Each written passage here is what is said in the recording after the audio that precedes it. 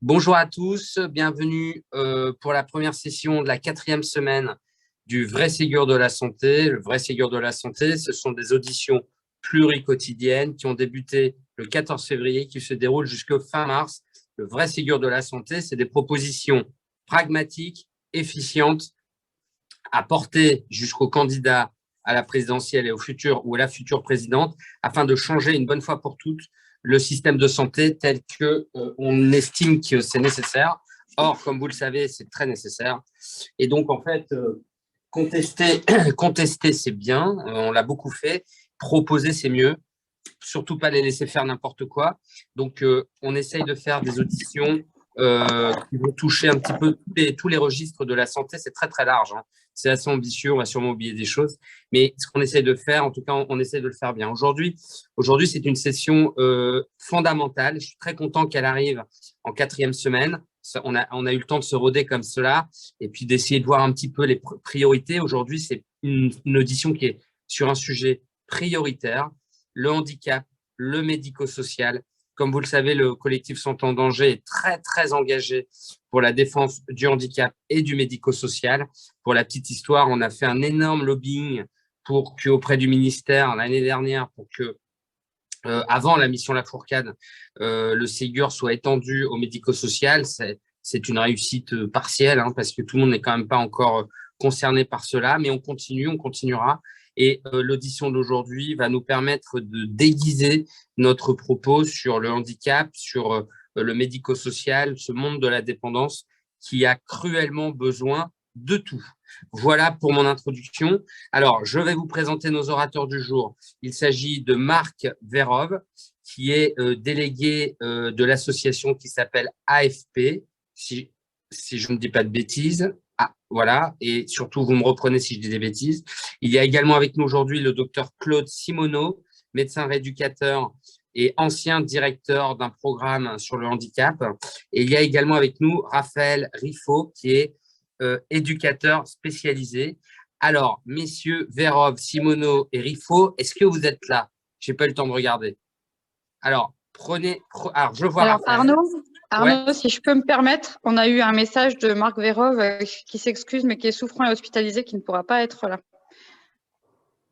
Voilà. Bien sûr, aucun problème. Donc, l'audition aura lieu avec Raphaël, que je vois, éducateur spécialisé, et le docteur Claude Simoneau, il est là? Audrey, est-ce que Claude Simoneau est là?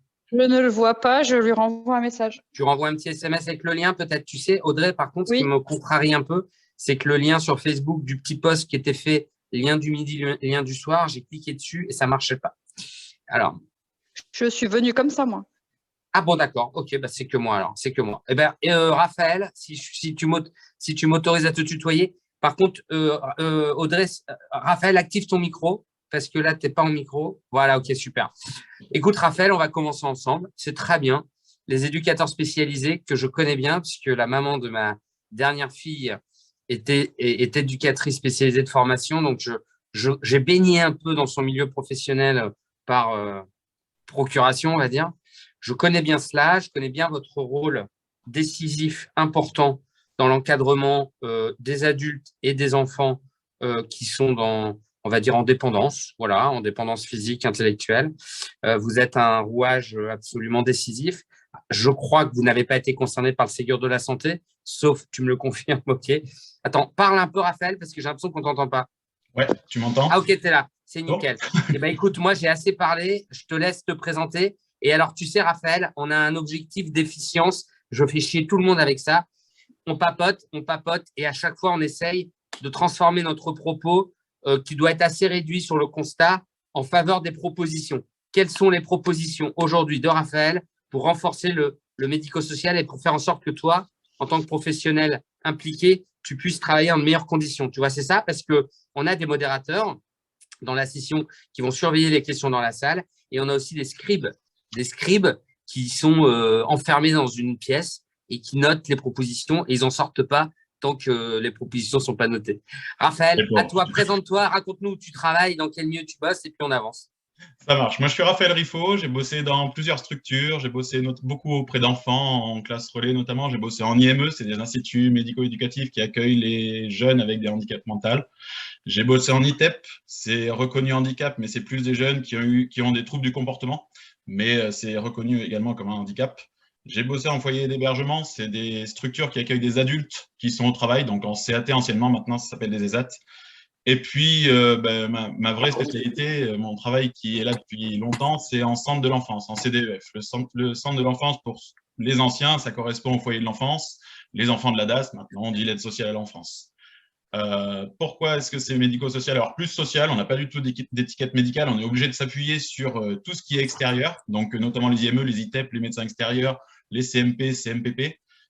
Nous, on est uniquement structure sociale, on n'a pas l'étiquette médicale. Mais pourtant, historiquement, les CDEF, c'était des structures qui étaient des missions de l'hôpital. L'hôpital, ils accueillaient les enfants abandonnés, et après, il y a eu des structures qui se sont un petit peu spécialisées, qui ont accueilli ces jeunes-là, et les missions sont un petit peu élargies afin de protéger les enfants en danger. Pour ceux qui ne connaissent pas trop, parce que je sais que c'est plus médical ici, protection de l'enfance, ça veut dire tous les enfants dont santé, sécurité, moralité des mineurs est compromise. Il y a plusieurs possibilités, il y a des accompagnements à domicile, il y a des choses qui sont contractualisées, il y a des accompagnements budgétaires. Moi, je suis sur la partie placement. Placement, il y a deux types de placements. Il y a soit le placement contractualisé, c'est-à-dire les parents sont OK pour un petit placement parce que, par exemple, ils sont malades ou ils ont un petit coup de mou et puis ils ont besoin un petit peu d'un petit relais. Et généralement, là, les placements qu'on a, nous, c'est des placements judiciaires. C'est-à-dire qu'il y a le juge des enfants qui se prononce et qui dit, là, ce qui se passe à la maison, ça ne va pas. Tout ce qu'on a essayé de faire jusque-là, ça ne va pas. Donc, il va falloir que l'enfant soit placé pour que les parents retravaillent sur eux. Et je dis bien retravaillent sur eux, parce qu'on pense beaucoup aux enfants, on ne pense pas trop à la place des parents et à ce qu'ils font plus tard. Donc, nous, le CDEF, on s'occupe des enfants. Donc, tout ce que les parents ordinaires pourraient faire, c'est s'occuper de la scolarité, suivre les devoirs, aller rencontrer les professeurs si besoin. Ça, c'est la partie quotidien, voir les alimenter correctement, leur redonner des repères sur l'alimentation, les vêtir, enfin.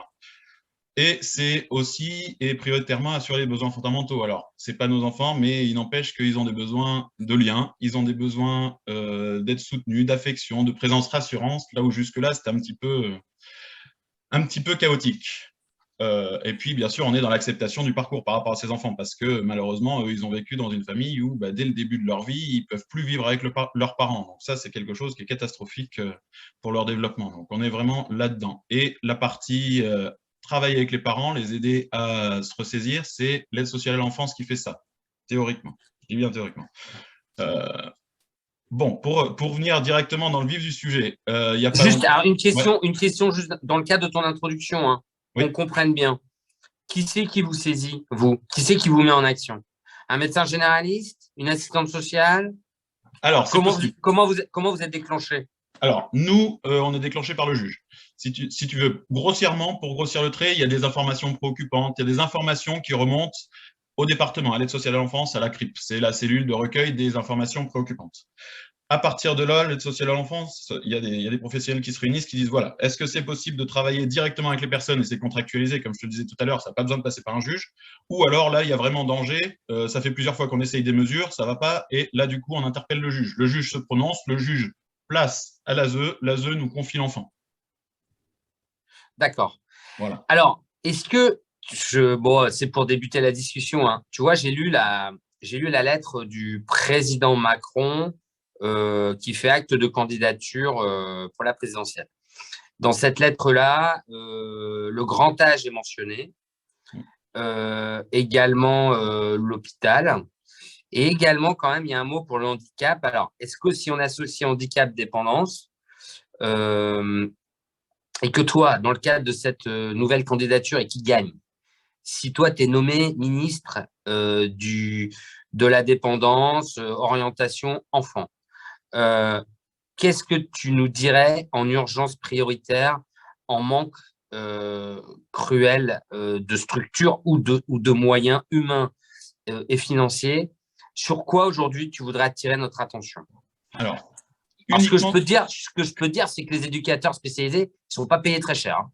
Oh, Déjà. ça, Alors, juste par rapport au salaire, après, je ferai un petit point sur justement la protection de l'enfance. Juste par rapport au salaire, moi, ce que j'aimerais et ce que je prône dans chaque manifestation, c'est qu'au bout d'un moment, on revalorise les salaires à leur juste niveau et après, l'évolution du point suit l'inflation. Pourquoi est-ce que le SMIC suit l'inflation et pourquoi est-ce que nous, on est collé à des points un peu catastrophiques, quoi. Dans nos structures, il y a des veilleurs de nuit, il y a des maîtresses de maison. Au départ, leur salaire, c'était 1,4 fois le SMIC. Là, ils sont au SMIC avec des primes. Ils sont obligés de faire des primes pour qu'ils soient au SMIC. Donc moi, franchement, la priorité des priorités, c'est ça, indexer le point d'indice sur les salaires. Et bien sûr, à la base, revaloriser les salaires comme ça doit être fait. Parce que ce n'est pas possible que les personnes soient au SMIC à la base. C'est vrai que c'est même incroyable que ça n'a pas déjà été fait, ce truc-là. Ce que tu sais, souvent, c'est les professions libérales qui nous disent ça. Ils nous disent qu'il faut absolument réévaluer la rémunération de l'acte à l'inflation. Mais effectivement, il n'y a pas tellement de raisons que les salaires restent figés. C'est vrai que ça, c'est quand même une proposition importante. Il doit y avoir une astuce économique qui dit que c'est pas possible, hein. Mais quand même, on pourrait au moins soulever le problème. D'accord. Donc, c'est vrai que là, tu fais un petit focus sur les salaires. C'est quand même effectivement des salaires qui sont très, très bas. Surtout que éducateur spécialisé, c'est quoi? C'est 3 ans de formation? ES, c'est bac plus 3. Ouais. Il y a aussi les moniteurs éducateurs qui sont au niveau bac. Mais voilà, ES en entrée de carrière, là, donc on est en fonction publique hospitalière, on est comme vous, parce qu'à la base, on dépend de l'hôpital, on est à 1 400 € net, à la base, à l'entrée. Ouais, Donc, tu vois, le problème, Raphaël, c'est qu'il y a un double problème. Il y a sécuriser les acteurs en place aujourd'hui, c'est un vrai enjeu. C'est-à-dire que de faire en sorte, et en l'occurrence, la personne dont je vous parlais tout à l'heure, je peux te dire qu'elle arrête son job et elle fait une formation pour faire autre chose. Donc, parce qu'en fait, le rapport investissement, lourdeur du métier et salaire n'est pas bon. Donc là, il doit y avoir quand même aussi un vrai regard là-dessus. Et d'autre part, l'incitation et l'attractivité pour des jeunes. Parce que c'est des métiers sur le papier qui sont extraordinaires. Et puis, j'avais envie de dire, tu sais, en t'écoutant, je pensais, il y a eu quelques films au cinéma qui ont quand même été bons pour la profession. Alors, j'ai 2 films en tête. Il y a, même si c'est un hors sujet, Intouchable quand même, sur cette notion d'aide à la dépendance, c'est quand même quelque chose qui pourrait quand même, je pense, donner un peu envie. Et puis, tu sais, il y avait un autre film, j'ai oublié le titre, avec Reda Kateb, tu sais, où il récupère des gamins. C'est une structure, alors j'ai oublié le titre, mais ce film, il est extraordinaire. Il est extraordinaire et il met le doigt comme ça sur le placement des enfants et sur le manque de structure. Et lui, il essaye de placer des gamins un peu en catastrophe. Et le film est très bien parce qu'on voit la problématique avec le fossé entre la mission des acteurs et en fait les solutions en regard. Il n'y a pas beaucoup de solutions. Bon, alors Raphaël, tu as été nommé ministre du médico-social. Qu'est-ce que tu penses qu'il faut faire? Je pense qu'on a compris qu'il y avait quand même une approche sur les conditions de rémunération qui est indispensable sur ces métiers-là. C'est aujourd'hui, il n'est pas normal que ce soit le hors norme. Voilà, c'est ça. Merci. Merci, Cécile Rouillet. Il y en a une qui suit. Merci, Cécile. Autre chose, raconte-nous. Est-ce qu'il manque de structure? Est-ce qu'il manque de postes? Est-ce que tu sais, à l'hôpital, pour t'aider, mais je suis sûr que tu as des idées, hein. À l'hôpital, on parle des ratios, par exemple. On dit qu'il y a trop de patients pour les infirmières. Est-ce qu'aujourd'hui, il y a trop d'enfants en difficulté par rapport au nombre d'éducateurs? Est-ce qu'il manque d'éducateurs? Raconte-nous un peu le paysage. Moi, uniquement sur le foyer de l'enfance, niveau de l'accueil, ça passe. Par contre, nous, là où on a des difficultés, c'est les liens avec qu'est-ce qu'on fait après. C'est-à-dire que nous, normalement, on accueille le premier placement, on aide à passer à autre chose et puis on oriente. Dans l'idée, c'est juste un placement court pour qu'ils retournent chez leurs parents. Concrètement, ce qui nous manque, c'est un vrai travail avec les parents, parce que les parents, ils sont jamais associés au placement, nous on les voit jamais, et finalement, c'est d'eux dont les parents ont besoin, dont les enfants ont besoin, excuse-moi. Et là-dessus, moi, si tu parles de proposition, moi j'ai envie de faire une proposition de formation, de sensibilisation à être parents avant d'avoir des enfants, parce qu'on voit bien que tous les parents qui arrivent, qui ont des difficultés, alors ça peut être la maladie, ça peut être la mort, malheureusement, mais à 75%, peut-être même plus, c'est des parents qui ont eux-mêmes été victimes étant enfants. Et du coup, ils connaissent un fonctionnement, ils le refont.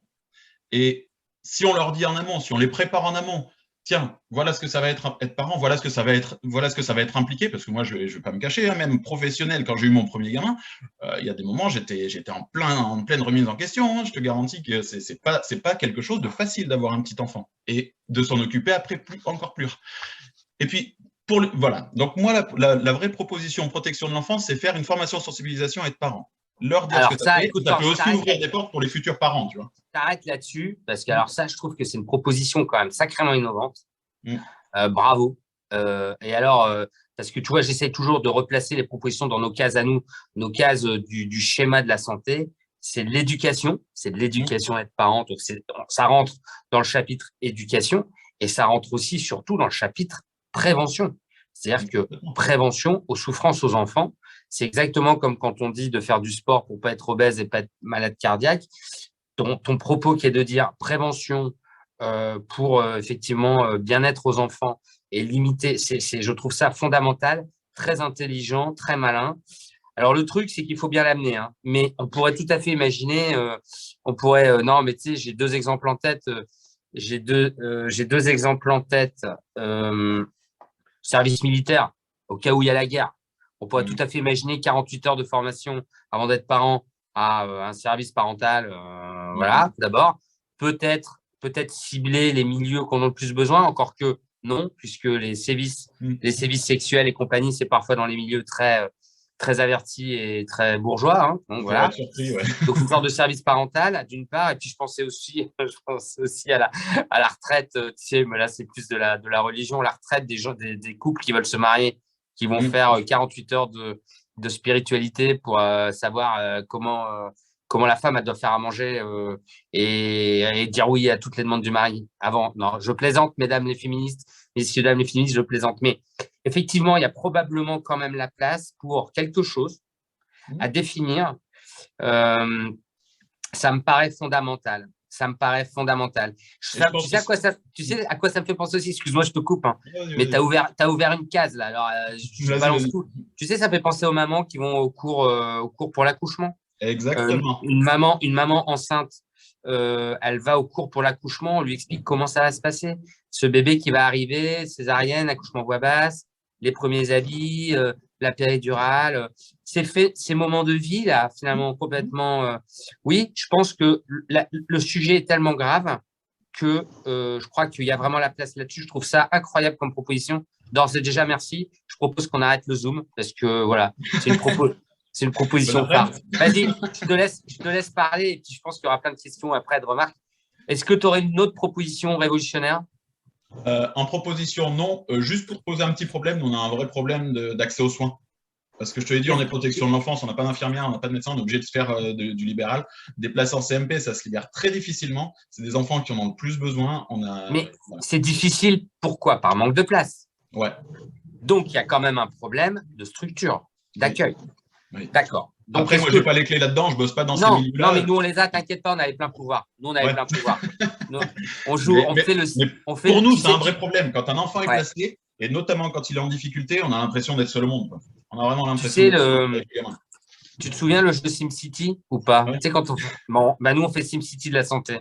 On rajoute ce qu'il y a besoin. Donc, si tu veux, s'il faut rajouter des centres de… Donc, et alors, parce que tu nous as cité plein de centres différents, c'est surtout des CMP qui manquent? CMP, CMPP, nous, ce qu'on aimerait dans notre idéal à nous, c'est il y a un enfant qui va mal, et ben il y a plein d'intervenants différents qui arrivent, qui amènent leurs pattes, qui amènent leur spécificité, et pour l'enfant, voilà, ça le consolide à plein d'endroits différents, quoi, parce que on est éducateur, mais on n'est que éducateur, quoi, et des fois, c'est des problèmes psychologiques, c'est des problèmes psychiatriques même, il y a plein de choses à faire, quoi. Est-ce que Raphaël, alors là, on a pas mal zoomé sur ton quotidien, le salaire des acteurs, les intervenants des acteurs.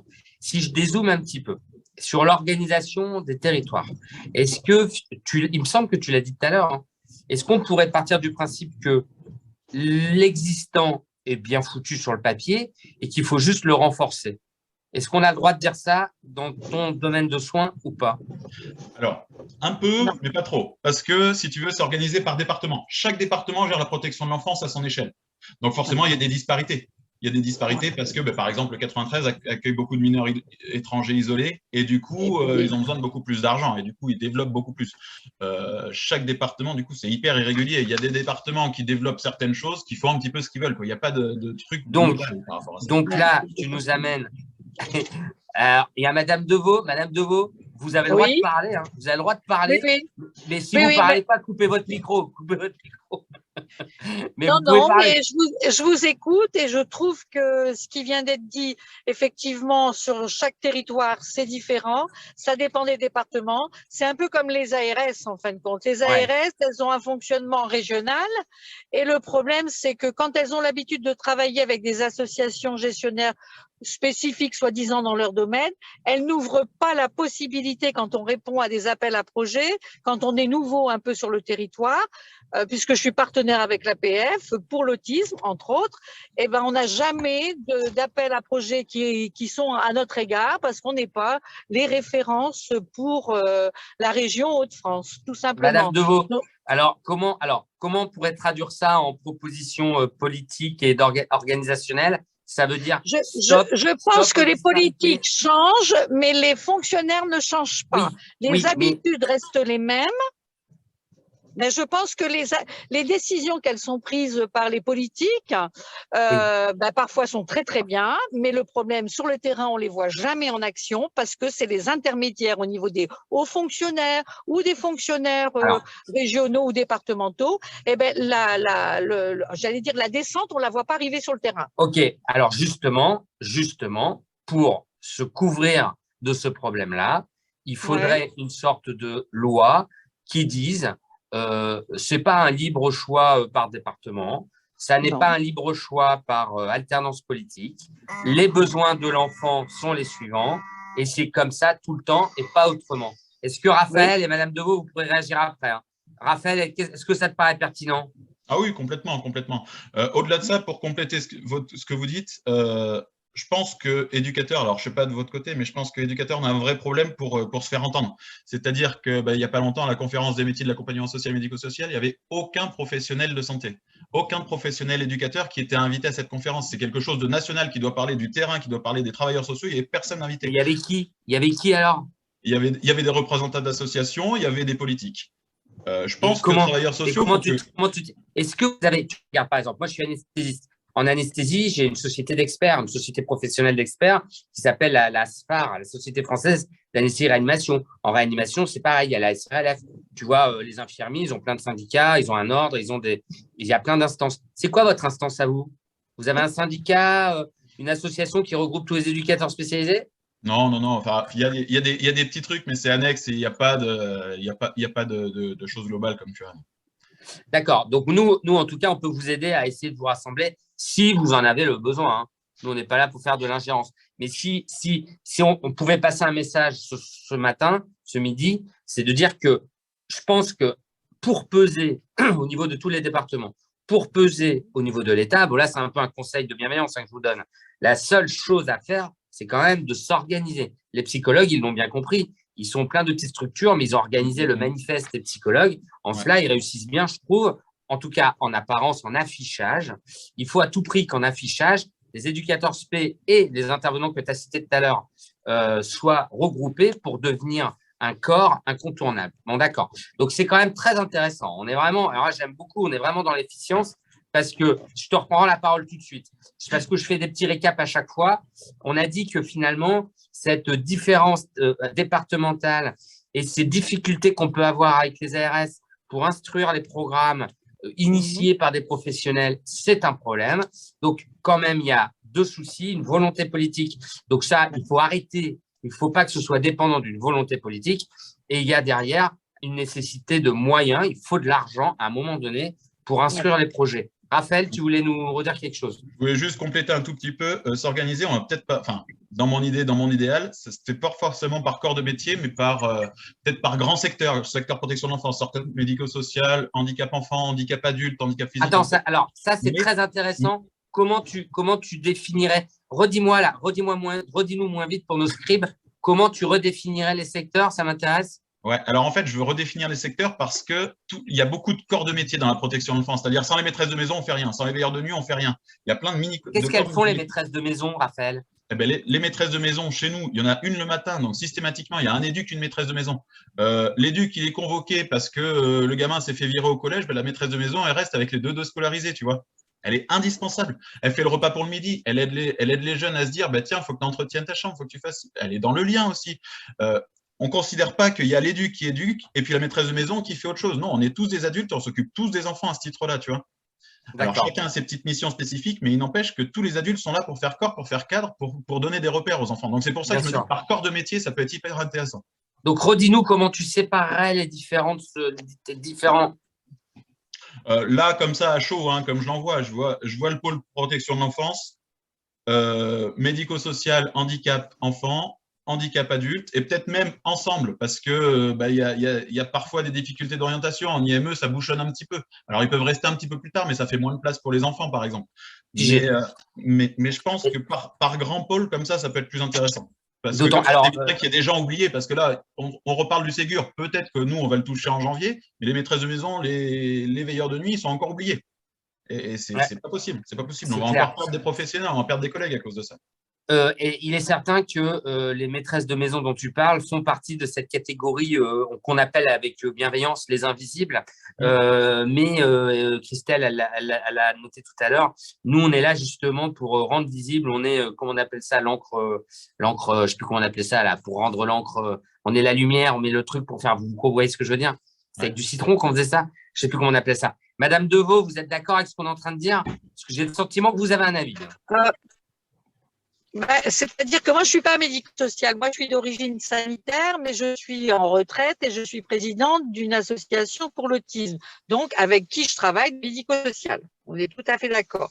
Je suis d'accord aussi de dire que, effectivement, le Ségur a été fait par catégorie professionnelle au lieu de penser à l'équipe qui existe sur le terrain. Justement, pour ne pas oublier que ce soit le gardien, que ce soit la maîtresse de maison ou tout autre personnel. Le problème, on pense en métier, on ne pense pas en équipe. Et quand on est dans le pôle enfant, heureusement, je trouve que c'est un plus même, de travailler en équipe avec différents types de professionnels. Vous travaillez avec des psychomotes, des ergots, vous travaillez avec des éducateurs spécialisés. Ce que vous dites, ça a coupé, on vous a perdu, Madame Deveau, mais vous dites un truc qui est fondamental et les scribes, je vous en supplie, vous notez ça et puis vous me le mettez bien et je vais tweeter aujourd'hui là-dessus. C'est impensable que le Ségur de la santé, il a été fait par profession et pas par équipe. Et alors, on sent que ça, c'est quand même très construit au niveau politique parce que quand cet hiver, il faut une prime pour les infirmiers de réa, pour les inciter à ne pas partir, une prime de 100 €, on ne fait pas la prime pour les aides-soignants. C'est un truc de malade. Alors qu'en fait, n'importe qui bosse un peu sur le terrain sait que le binôme, il est incontournable. Et ça, c'est vraiment, vraiment fondamental. J'aimerais bien que les scribes, ils notent bien ça et qu'on en fasse un pilier de notre communication en attaque à la manière dont le Ségur de la santé, qui est une démarche positive, on est d'accord. Mais la manière dont cela a été fait a stigmatisé des injustices justement parce qu'au sein d'une même équipe, il y a des gens qui en profitaient et d'autres qui ne l'avaient pas. Enfin, c'est vraiment, c'est comme si à la maison, on fait des tagliatelles carbonara et à un enfant, on donne de tout et à l'autre, on donne que les pâtes. On lui dira, toi, tu n'auras pas les lardons. Enfin, c'est vraiment… je pense que ça, si je passe encore à la télé, je le dirais ça.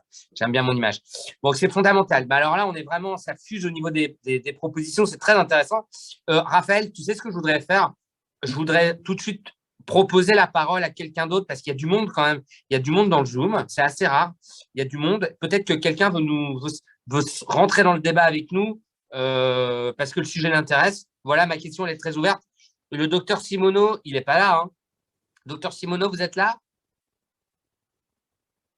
Il n'est pas là. Est-ce qu'il y a quelqu'un qui veut nous poser une question comme Madame Deveau? Ça peut être sympa. Hein. Table ronde ouverte. Bon, le temps que ça se fasse, je veux bien reprendre la parole sur un tout petit truc qui me tient à cœur quand même.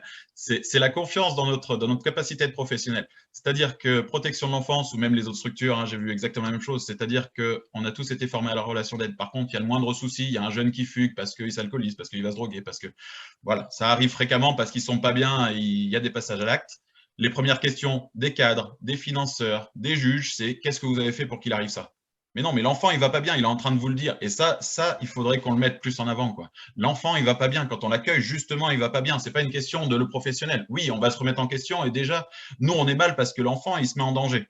On n'est pas obligé de rajouter un petit coup là-dessus. Faites-nous un petit peu confiance. On sait ce qu'on fait. Par contre, voilà, il exprime du mal-être. Qu'est-ce que tous ensemble on fait, quoi.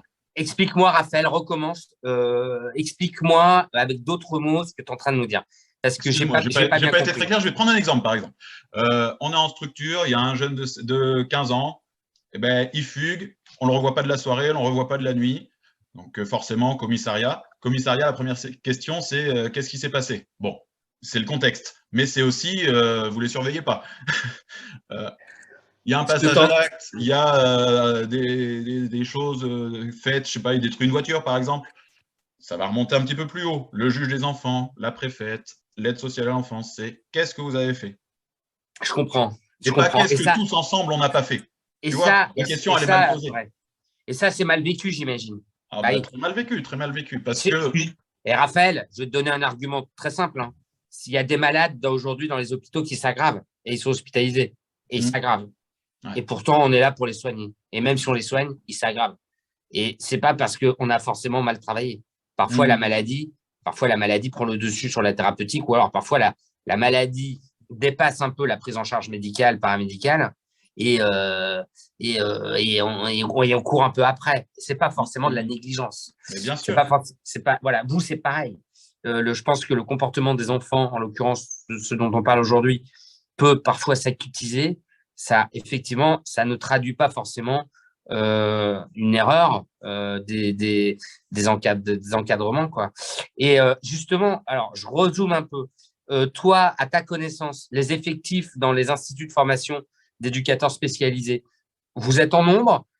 Les écoles sont remplies? Est-ce que vous êtes dans Parcoursup, par exemple? Demain, un enfant veut faire éducateur spécialisé, il passe par Parcoursup? Ouais, Parcoursup. Alors par contre, c'est cata. Si tu veux, moi j'ai eu mon diplôme, je me suis présenté en 2010. Moniteur éducateur, on était 24% de reçus, pour te donner un ordre. Oui. Là, ils sont 75 reçus, 75% de reçus. Bon, c'est bien.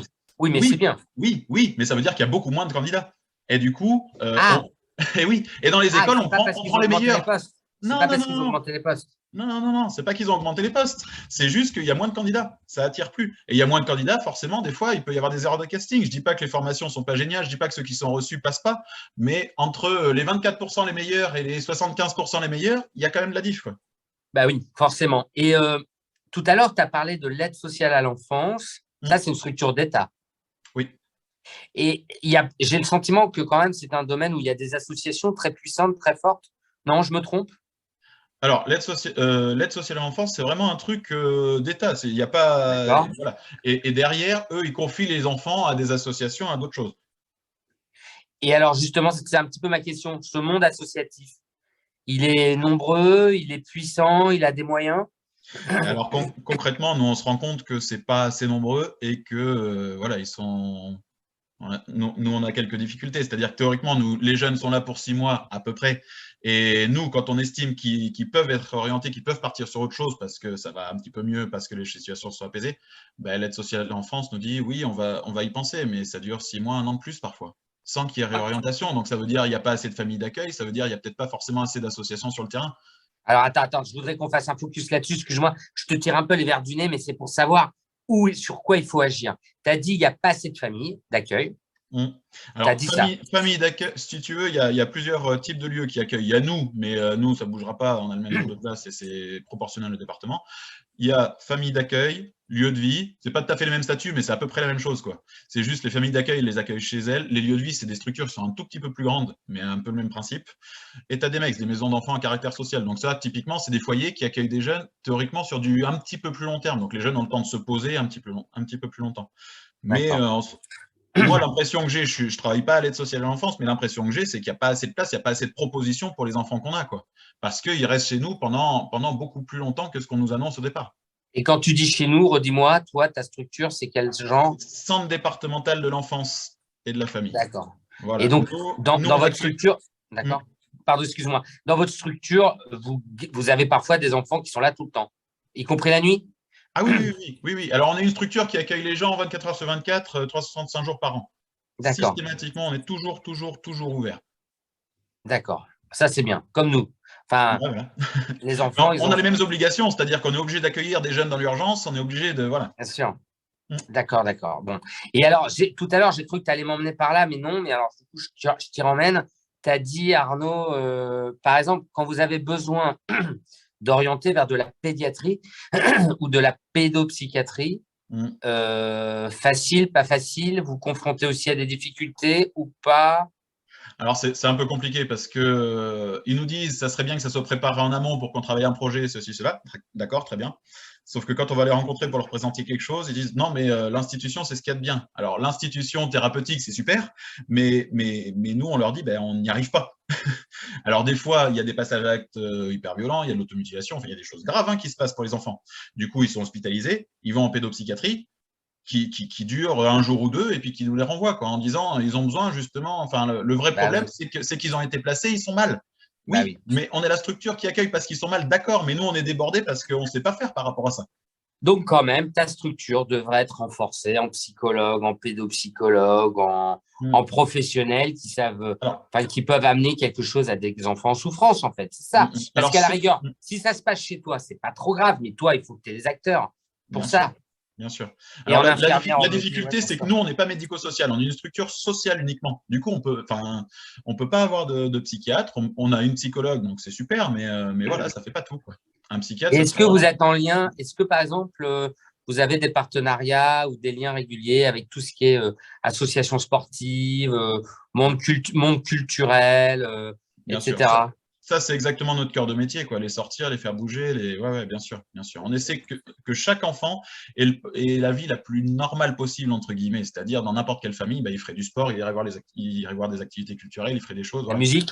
La musique? Samedi dernier, on était voir un match de Pro A de basket. Voilà, c'est typiquement le Ah, c'est genre de bien. choses qu'on fait, quoi. Vous essayez de les initier à la musique? Ouais, ça peut, ouais. Ça peut, ça peut. Super. Alors là, en ce moment, il y a du théâtre sur le foyer Ah, parce super. qu'il y a un groupe d'étudiants qui a proposé de faire ça et vraiment, c'est un truc qui accroche, c'est un truc un bon moyen d'expression. Alors, C'est tu vraiment vas bien. leur mettre un petit coup de pression. Tu vas leur dire qu'on veut voir la pièce de théâtre C'est en vrai? live sur la page Facebook. Tu leur demandes. Ouais. Et c'est les jeunes Et, qui ont écrit la pièce par rapport à leurs et, souvenirs de leur placement, tu vois. tu leur dis que la page Facebook, elle est vue en moyenne par entre 3 et 5 millions de personnes, hein. Bon, ben, je leur propose alors. Elles n'auront Tu- pas du tout la pression, les pauvres. Mais non, mais tu vois, ça peut être vachement sympa. Ça peut être sympa. Et nous, on se débrouille, on te nomme administrateur pour que quelqu'un puisse filmer correctement. Ça peut être rigolo, je trouve. Ça peut. Après, je te garantis pas qu'on ait les autorisations parce que vu que c'est des enfants placés, je sais pas trop comment Ah, ça peut se faire, tu demandes, mais peut-être. Peut-être. tu Je dis pas demandes, non. tu Je sais pas. Je demandes, vais me renseigner. tu demandes, on ne sait jamais. Écoute, c'est pas grave. Alors, je voudrais juste poser une petite question. Organisation du Zoom. Est-ce qu'on est en live sur la page Facebook ou pas? J'ai un petit coup de stress là. Parce que on m'a. Audrey? Oui, oui, bien sûr, c'est en live et je vous ai remis les questions qui sont posées en dessous. Je te les ai remis là dans le fil de discussion. Ok, bon, on passe. D'habitude, on fait les questions un peu plus. Ben non, il est 53. On va les faire maintenant parce que je pense qu'on a quand même bien ciblé des propositions. Et pour une heure de Zoom avec toi, Raphaël, franchement, tu as soulevé des choses dont on se doutait pour certaines, à savoir le besoin de renfort humain, matériel, de structure d'accueil. Mais sur cette période pré-parentale, je trouve ça fondamental. Et sur le regard que toi et Madame Deveau, vous nous avez soulevé sur le Ségur, l'approche du Ségur par professionnel et pas par équipe de soins, ça, c'est fondamental. C'est incroyable. C'est incroyable. C'est vrai que moi, je passe mon temps à dire que le Ségur a fracturé l'hôpital, en l'occurrence, mais là, c'est une vraie fracture au sein de certaines équipes. C'est un truc de ma boule. Alors, les modérateurs, je ne sais pas qui c'est aujourd'hui. Est-ce qu'il y a des questions pour notre invité? J'adore. J'ai l'impression d'être Guilux. Alors, nos modérateurs? Alors, c'était Christelle normalement, mais si elle n'est pas là, Non, c'est pas moi. Ah, pardon. Bon, eh ben, écoute, j'ai repéré des questions sur le live Facebook. Par exemple, un gros problème pour l'accompagnement des jeunes majeurs qui sont censés sortir des dispositifs de la protection de l'enfance. Que deviennent-ils? Et en IME, on peut accompagner des jeunes jusqu'à 25 ans, voire plus, alors qu'il s'agit d'un établissement pour enfants. comment les rendre acteurs de leur projet en tant que jeunes majeurs adultes? Gros dossier, Raphaël. Hein. Gros dossier. Je vais commencer par l'IME. L'IME, c'est l'amendement Creton qui permet ça. Avant, c'était IME 18 ans et après, il y avait sortie sèche de l'IME et s'il n'avait pas de foyer d'hébergement ou de foyer de vie, tant pis pour lui. Donc, ce que la loi a proposé, c'est de dire, bon, ben, on va le garder jusqu'à une orientation.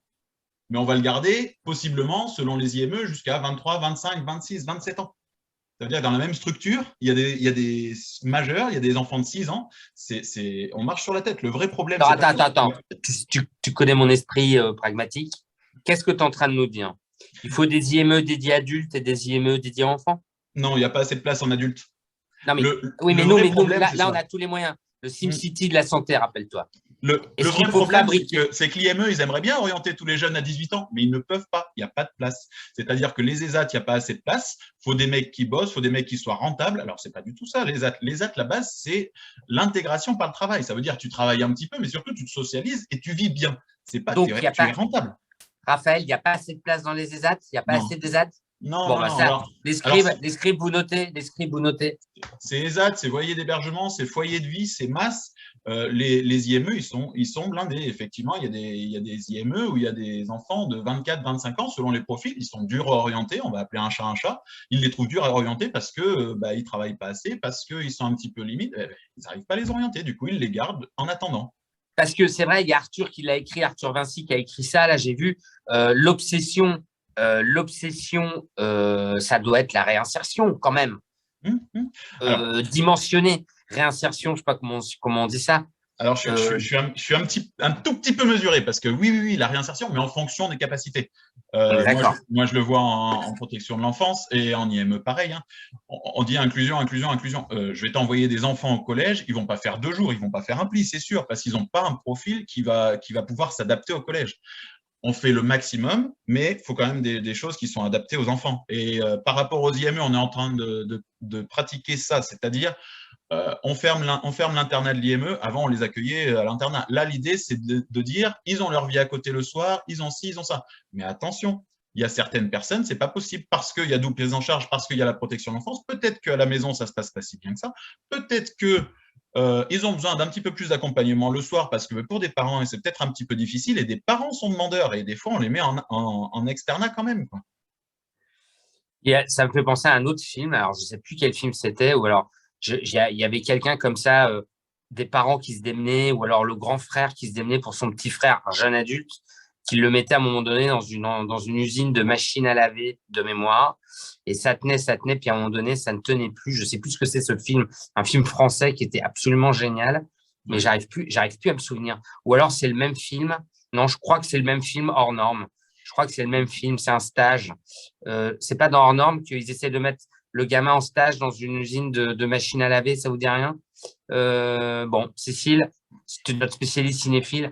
Non, mais moi, je trouve que, Olivia d'ici, c'est dans le film hors norme. C'est ça. Voilà, merci. Dans le film hors norme, c'est absolument génial, ce passage-là.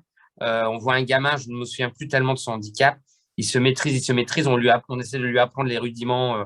Il y a un chef d'usine, un chef d'entreprise qui accepte pour faire plaisir justement aux acteurs, aux éducateurs qui acceptent le stage.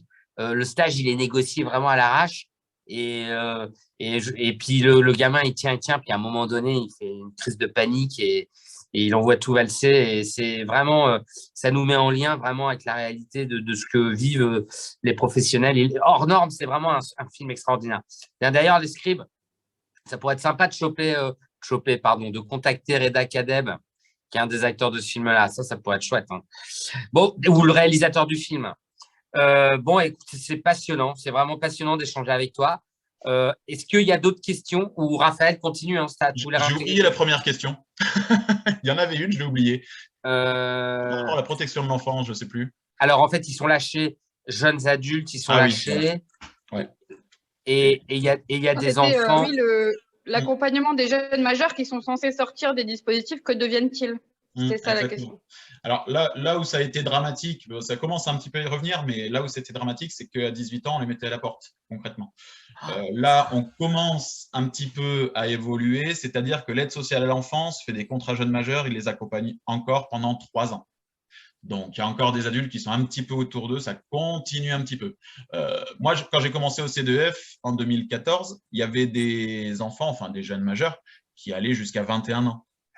Et c'est pas du tout déconnant pour des jeunes qui ont des parcours de vie chaotiques, parce qu'on les aide justement jusqu'à 21 ans. Ils ont le temps de faire des études un petit peu, s'ils en ont envie, s'ils en ont le souhait et les capacités.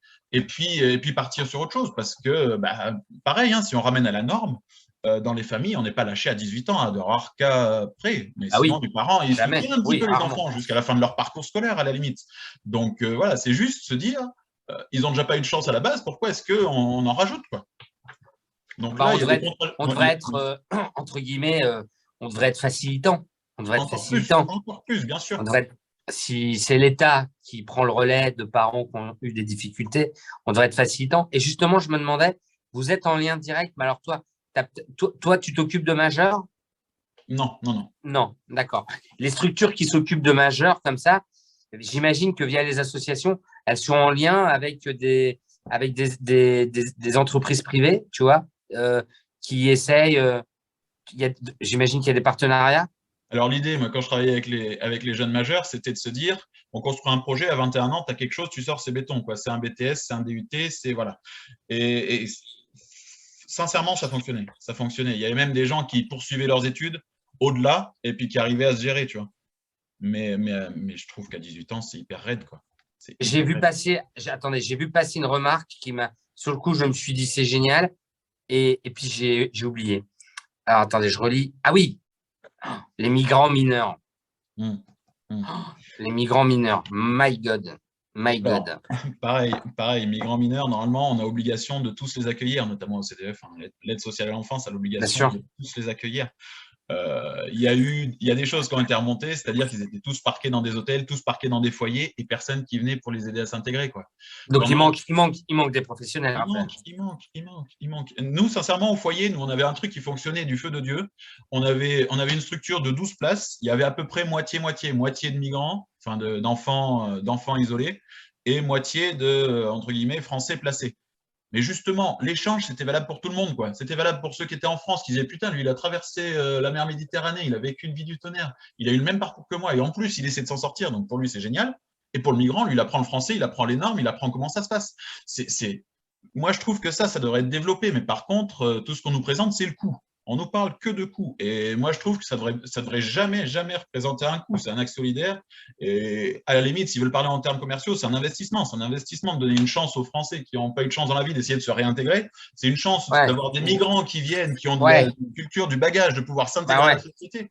On ne doit jamais parler de ça. Surtout, Raphaël, que content, pas content, d'accord, pas d'accord, on s'oriente vers une période qui va nous amener à gérer des mouvements migratoires multiples. On en a quand même un exemple là sous les yeux, très malheureux, de migrants qui fuient un pays en guerre. Mais on va avoir après des migrants climatiques, on va avoir des migrants alimentaires, on va avoir toujours aussi, au-delà de l'Ukraine, des migrants qui fuient un pays instable. Et merde, quoi. Ce qui fait de nous un pays riche, c'est être capable. Enfin, moi, je veux pas faire mon propos n'est pas politique, mais à quoi ça sert d'être un pays riche si on n'est pas capable de permettre à tout le monde de s'en sortir, quoi. Et est-ce qu'à un moment, on n'essaie pas de renvoyer la vapeur? C'est-à-dire, si un jour, c'est notre pays qui est en guerre, est-ce qu'on n'aurait pas envie que nos enfants, ils aillent s'intégrer dans un autre pays qui soit bien accueilli? Comment est-ce qu'on voudrait qu'on les accueille, les enfants? Ce que tu dis là, on regarde tout le temps du coup. Ce que tu dis là, j'y pense tous les jours en ce moment. Je me dis, pourvu qu'on fasse suffisamment aujourd'hui pour l'Ukraine, qu'on n'ait jamais à le regretter. Tu vois. Je me dis ça en ce moment. Parce que les gens qui ne comprennent pas justement que les mouvements, on va dire, humanitaires de solidarité réalisés aujourd'hui, il a aussi comme intention peut-être aussi de s'offrir une sorte de certitude qu'on fera pareil pour nous. C'est un peu intéressé, mais après tout, pourquoi pas, quoi. C'est quand même bien. Non, c'est fondamental. Et puis, c'est tellement riche. Évidemment, tu sais, moi, j'habite pas très loin de Calais, donc samedi dans la nuit, je passais à Calais, puis on en parlait avec les ambulanciers. On a beaucoup de migrants la nuit qui essayent d'atteindre l'Angleterre, et donc c'est assez dangereux comme zone parce qu'ils marchent le long des autoroutes. Mais d'un autre côté, en termes d'ouverture d'esprit, de pluralité culturelle, même pour les petits-enfants français en difficulté, ça peut être extraordinaire d'être confronté à d'autres cultures. Enfin bon, voilà. Après, moi, si on m'explique par A plus B que la France n'est pas un pays qui a vocation à faire ça, moi, je veux bien. Hein, mais à ce moment-là, c'est toujours pareil. Ma phrase est toute faite. Ne me parlez pas d'intelligence artificielle. Je veux même pas en entendre parler, quoi. Je ne veux même pas entendre parler d'intelligence artificielle tant que tous les sujets de base, santé, handicap, médico-social, ne seront pas gérés. Tu vois ce que je veux dire? Complet. Et puis, tu vois, voilà, on doit prendre soin des forêts, on doit cultiver notre alimentation, on doit prendre soin de notre terre, de notre air, de notre eau, on doit aussi prendre soin de notre santé, de nos enfants. Et puis après, on verra ce qu'on est capable de faire en termes de progrès, d'aller voir les autres planètes. Déjà, occupons-nous de ceux qui sont là. C'est un peu ça mon propos, moi. Tu vois, c'est la décélération humanitaire, tu vois. Arrête, mec excessif, arrêtons tout progrès. Occupons-nous des gens qui sont là et de tous les enfants.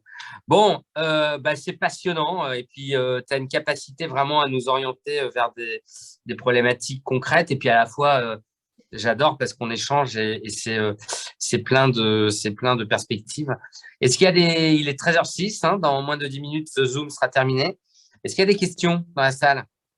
Éléonore, tu as pas une question, Éléonore? Bonjour. Il y a une question, oui, une demande de propositions concrètes. Qu'est-ce qu'il faudrait comme dispositif, alors là, concrètement, pour améliorer Sur quel sujet? Les conditions de prise en charge des enfants dans les structures pour mineurs. On en a parlé. Il y a à la fois un renfort humain qui est nécessaire en nombre de professionnels et il y a un renfort du nombre de structures. Voilà. Il n'y a pas assez de place en ESAT, il n'y a pas assez de CMP, il n'y a pas… Voilà. On ne devrait pas avoir des problèmes de place. Voilà, c'est tout. C'est comme quand on veut placer quelqu'un dans une EHPAD. On ne doit pas avoir de problème de place pour s'occuper des enfants. Voilà, c'est tout. Alors, il faut regarder les besoins et puis mettre l'offre en regard des besoins. Voilà, c'est tout. Simple, le problème est réglé. Non, mais c'est un vrai choix. Ça doit être un vrai choix politique de se dire aucun enfant n'aura un problème pour avancer et être protégé. D'autres questions? Christelle, d'autres questions? Non. Éléonore? Ah, il y a quelqu'un qui essaie de parler, je crois. Attends. Oui, vous m'entendez? Oui. Oui, bonjour, c'est Anissa, aide-soignante dans une masse sur Paris. Alors, je vous ai rejoint un peu tard, donc je ne sais pas trop si vous avez parlé un peu des maisons d'accueil spécialisées où l'on a en grande difficulté de recrutement. Les gens ne restent pas non plus, hein, même si on arrive à recruter par moment À cause de quoi ils ne restent pas, Anissa? Alors, il y a plusieurs raisons. Alors, quand c'est des jeunes qui sortent d'école, c'est manque d'expérience. Moi, en tant qu'aide-soignante, je me souviens dans ma formation, je n'ai pas du tout, où j'ai eu un petit cours sur le handicap. Donc, le handicap n'est pas, en tant qu'aide-soignante, je parle. Après, je sais que en tant qu'AMP ou AES, leur formation est plus poussée sur le handicap, c'est vrai. Ouais, mais moi, j'ai aucun souvenir de ça, même en médecine. Mais voilà, c'est ça. Voilà, c'est exactement ça. Moi, personnellement, je me souviens d'avoir eu un cours sur les positionnements hémiplégiques. Point. Sur le handicap en général. Donc, du coup, moi, j'ai appris sur le tas. Moi, peut-être que je suis un peu vieille, donc voilà. Mais je sais que les jeunes ne restent pas parce que, voilà, il y a le manque de connaissances, l'appréhension. Je trouve que ça, c'est préjudiciable pour le recrutement, en fait. Donc, pour résoudre ce problème-là, toi, tu mettrais le doigt sur quoi? Sur des mesures pour augmenter l'attractivité? Déjà, oui, forcément, parce que c'est quand même un métier très difficile. Moi, je travaille, comme je vous ai dit, dans une maison d'accueil spécialisée qui accueille 74 résidents, donc c'est une grande masse. Et donc, du coup, moi, j'aurais axé sur l'accompagnement des nouveaux arrivants, enfin des nouvelles recrues, C'est ce qu'on a fait, nous, quand on a remarqué qu'on n'arrivait pas à garder les jeunes recrues. On a essayé un encadrement plus poussé où la collègue était doublée et on a remarqué que il restait plus, en tout cas. Pendant combien de temps? Vous l'encadriez Alors, comme nous, ça? vous savez très bien, tout est question de finances. Donc, du coup, nous, on a réussi à négocier 2 semaines, en fait. C'est pas assez. C'est pas beaucoup. Hein. On est d'accord. C'est mieux que rien. On le prend, voilà. Donc ça, 2 il semaines, faut… voilà, que la personne puisse vraiment voir le travail. Elle est accompagnée, donc avec un professionnel fixe et qui l'accompagne vraiment une semaine complète du matin. Donc, elle voit tout le travail à faire, l'accompagnement, etc. Oui. Attends, je te coupe juste une seconde parce que ça me fait penser à un truc. Tu sais, souvent, quand on discute avec des cadres d'ici pour les infirmières, elles disent « Oh là là, il faut un entretien avant, il faut faire un stage. » Il faut ouvrir tout ce milieu-là aux jeunes qui sont au lycée pour aller voir ce que c'est ce métier-là. C'est incroyable. C'est vrai. Et alors qu'aujourd'hui, j'imagine que c'est comme à l'hôpital, on dit que comme ils ne sont pas majeurs, ils ne peuvent pas aller faire un stage. C'est du délire. C'est ça. Bon, nous, on reçoit ça, des vous notez petits bien. jeunes. On reçoit des petits jeunes mineurs, mais c'est du côté de l'animation. D'accord. Voilà. Bon, c'est déjà ça. J'allais le ça. dire et même rajouter qu'il faudrait un stage obligatoire pour les infirmières. Moi, pareil, en école d'infirmière, le thème du handicap, à part l'hémiplégie comme Anissa, on n'a pas beaucoup traité. Hein. C'est ça. Bien un sûr. stage obligatoire pour les aides-soignants et les infirmières, par exemple, déjà, dans ces milieux du handicap, ça serait pas mal. Exactement. Oui. Très bonne idée. Et que les scribes, elles doivent bien écrire. Et rassurez-moi, on n'a pas de modérateur, mais on a des scribes. Oui, t'inquiète. Ouais, enfin, tu me dis toujours oui, t'inquiète. Hein, mais… Bon, bah, merci Anissa, c'était très intéressant. Est-ce qu'il y a d'autres questions pour Raphaël? Les 12. Bon, bonjour. Alors moi, je suis capable de meubler. Hein. Ouais. Oui, il y avait quelqu'un? Moi, je voulais juste savoir, oui, c'est Éléonore, bonjour. Je voulais juste savoir si, on parlait tout à l'heure du nombre à l'hôpital de lits par rapport aux soignants, etc. Je voulais savoir pour les enfants, est-ce qu'avec les effectifs actuels, on peut dire qu'ils sont tous en sécurité? Et si ce n'est pas le cas, il faudrait combien d'encadrement pour maintenir les enfants en sécurité? Merci. Alors, c'est un tout petit peu trop large pour que je puisse y répondre. Tout ce que je peux te dire, c'est que le centre de l'enfance, nous, on est obligé d'accueillir tous les jeunes. C'est-à-dire que le jeune, le juge place, nous, on est obligé de l'accueillir. Si l'aide sociale nous dit il y a un accueil d'urgence, il est minuit, 1h, rien à secouer, on l'accueille. Au niveau département, je ne sais pas. Ok, alors attends, j'ai une réponse. Ouais. Parce que j'ai préparé mon Zoom. Oui. J'ai imprimé les mesures clés résumées d'un grand truc qui avait été fait par Macron sur les mesures clés. Comment ça s'appelait ce truc-là? Formation, personnes âgées, dépendance, psychiatrie. Ça devait être les états généraux. Ça a dû être fait il y a 1 an ou 2 ans. Et sur l'item enfant-ado, voilà ce qui était écrit comme mesure phare. Je ne sais pas si ça a été fait. Créer une maison des adolescents dans chaque département.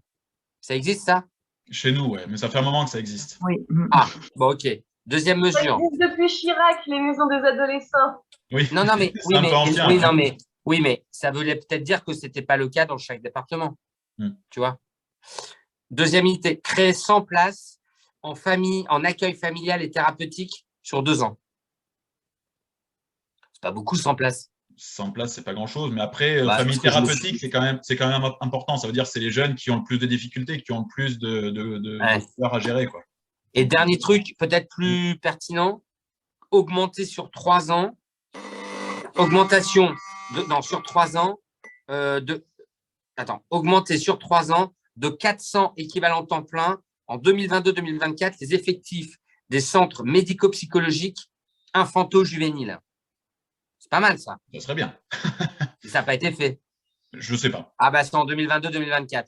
Donc, en fait, il faudrait vérifier si… Excusez-moi, je te rappelle tout de suite. Il y a un souci avec le psychiatre aussi.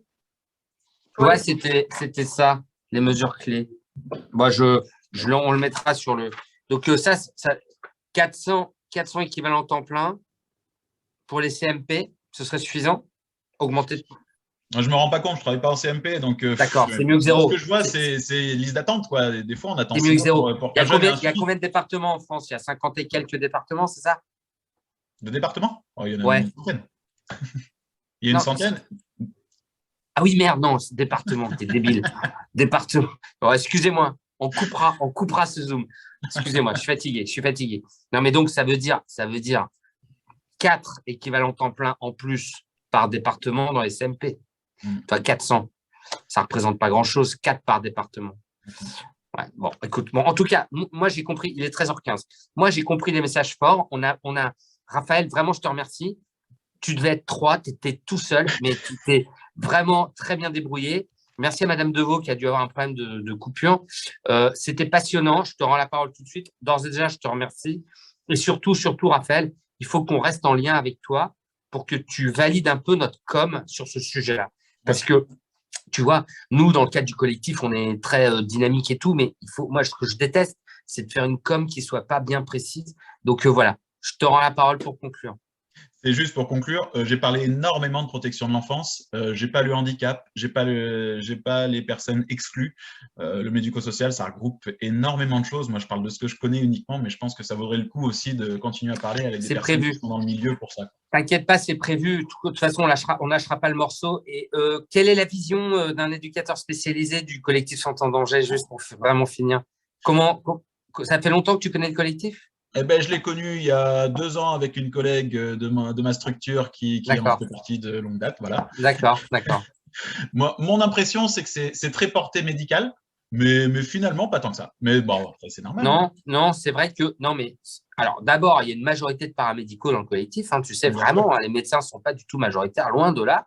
Et c'est vrai que, bon, moi, je suis docteur, alors probablement que ma communication, probablement qu'elle…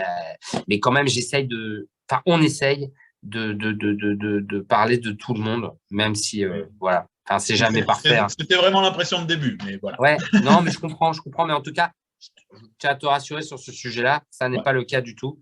Enfin, preuve en est cette audition qui t'était dédiée que pour toi. Bon, en tout cas, merci pour ce que tu fais et puis merci à tous. Bon, je ne suis pas tout seul, tout seul, je ne ferai pas grand-chose. Je vous embrasse, rendez-vous à 19h pour une session extraordinaire.